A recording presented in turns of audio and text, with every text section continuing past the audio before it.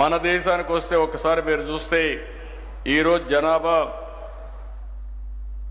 బీహార్ 3.0, మేఘాలయ 2.9, ఉత్తరప్రదేశ్ 2.4, జార్ఖండ్ 2.3, మణిపూర్ 2.2.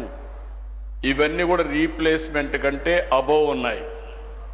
అదే కిందికి వస్తే తమిళనాడు 1.8, తెలంగాణ 1.8, కేరళ 1.8, కర్ణాటక 1.7, ఆంధ్రప్రదేశ్ 1.7కు వచ్చాం. అంటే ఇప్పుడు మీరు చూసిన తర్వాత ఏ దేశాలైతే ఇబ్బందులు వస్తున్నాయో అవన్నీ కూడా మనం చూసాం. మన దేశంలో కూడా ఇప్పుడు కొన్ని అడ్వాంటేజెస్ వచ్చాయి, మనందరం గుర్తుపెట్టుకోవాలి. మొట్టమొదటిసారిగా ఆర్థిక సంస్కరణలు వచ్చింది 1991.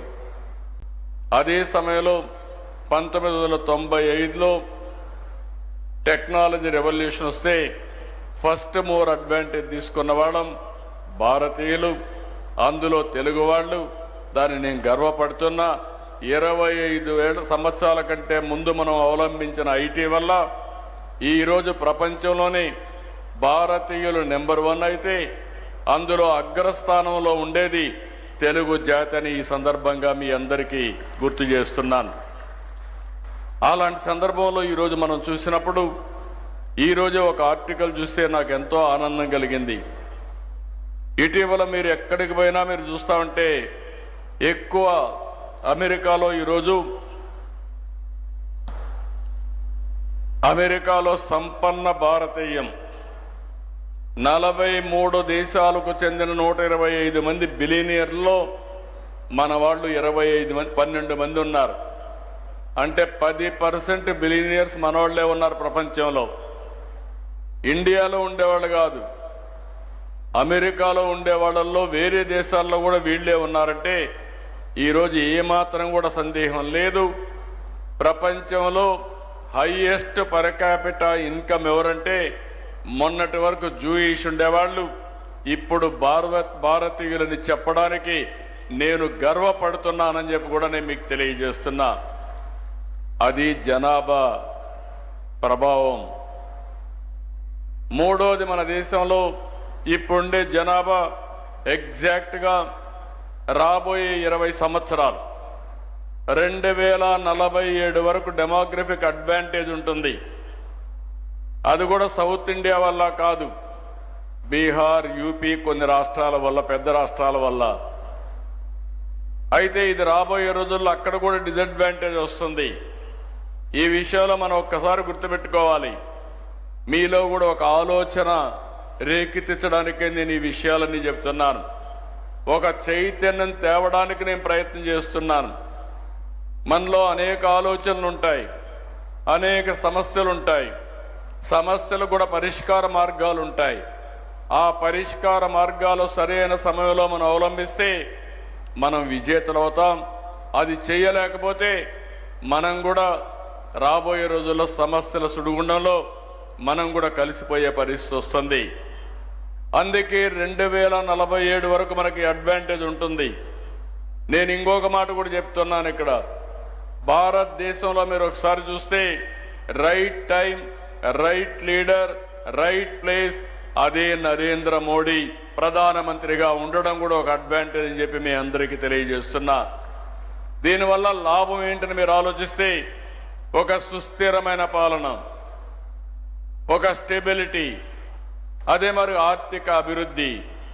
అదే కాకుండా మొన్నే మీరు ఒకసారి ఆర్టికల్ చూస్తే ప్రపంచంలో ఇన్క్లూజివ్ గ్రోత్ రేట్లో మనం 4వ ప్లేస్లో ఉన్నాం.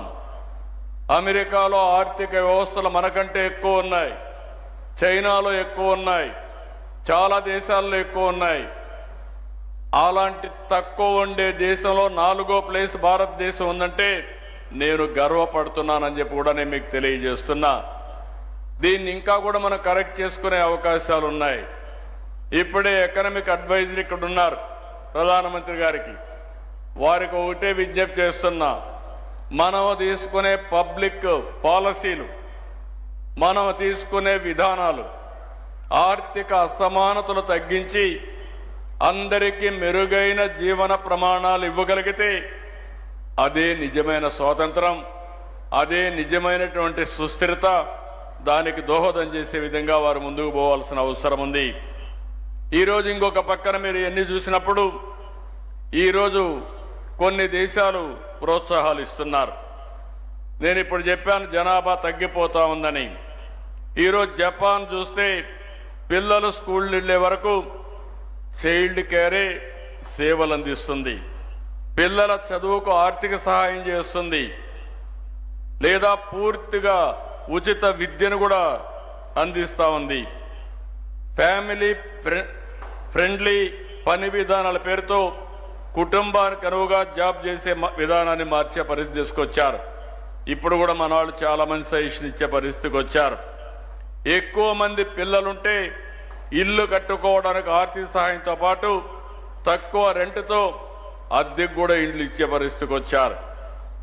ఇంకొక పక్క దక్షిణ కొరియా మీరు ఒకసారి చూస్తే పిల్లలు కన్న వారికి నెలవారీగా ప్రత్యక్ష నగదు బహుమతులు ఇస్తున్నారు, వివాహం కాన్పులకు సహాయం చేస్తున్నారు, ఐవీఎఫ్ గర్భధారణకు ఆర్థిక సహాయం చేస్తున్నారు. సింగపూర్ను చూస్తే బేబీ బోనస్ స్కీమ్ కింద పుట్టిన ప్రతి శిశువు కోసం కొంత డబ్బుల్ని బహుమానంగా ఇస్తున్నారు. పిల్లలు కనే వారికి మ్యాథ్స్ సేవింగ్స్ కింద ప్రభుత్వ సొమ్ము కూడా ఇచ్చి పిల్లల ఖాతాలో అకౌంట్లు వేస్తున్నారు. ఫ్రాన్స్లో చూస్తే చైల్డ్ అలవెన్స్ కింద 2 లేదా అంతకంటే ఎక్కువ పిల్లలున్న కుటుంబాలకి ప్రత్యేక ప్యాకేజీలు ఇస్తున్నారు. ఫ్రెండ్లీ వర్క్ పాలసీల కింద మహిళల్ని పని సమయాలు కుటుంబానికి అనుగుణంగా మార్పులు తీసుకొచ్చారు. రష్యా రెండవ బిడ్డను కంటే పెద్ద మొత్తంతో నగదు అందజేసే పరిస్థితికి వచ్చారు. ఫ్రీ హెల్త్ కేర్ కింద గర్భిణీలకు ఉచిత వైద్య సదుపాయం ఎన్ని కల్పిస్తున్నారు. హంగేరీ 4 లేదా అంతకంటే ఎక్కువ మంది పిల్లలుంటే కుటుంబాలకు జీవితాంతం ఆదాయ పన్ను రద్దు చేస్తున్నారు. పెద్ద కుటుంబాలకు ఉచితంగా కార్లు పంపిణీ చేస్తున్నారు. ఈరోజు చైనా చూస్తే 12 లక్షలు, 2 మంది కంటే 2 పిల్లలుంటే 12 లక్షలు డబ్బులు నగదు సహాయం చేసే పరిస్థితికి వచ్చారు మన కరెన్సీతో కంపేర్ చేసుకుంటే.